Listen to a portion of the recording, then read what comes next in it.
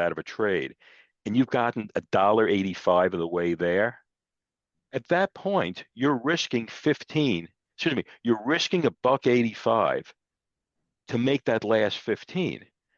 Well, that's kind of an inverted reward to risk there. And there's nothing wrong with leaving it on, but but I'm just to understand though that that's the math of what's going on there.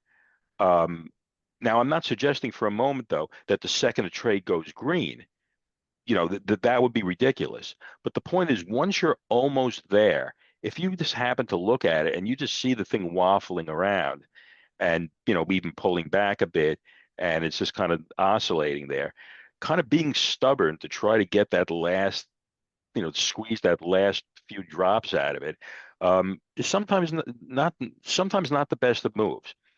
So you don't want to be trigger happy about pulling your trades down, but on the same token, you don't want to kind of stand on abject principle and just kind of like watch things kind of get decimated because you're going to get that last 5% and you're going to risk 95% of the trade to do it. So just food for thought there. All right. Mitch,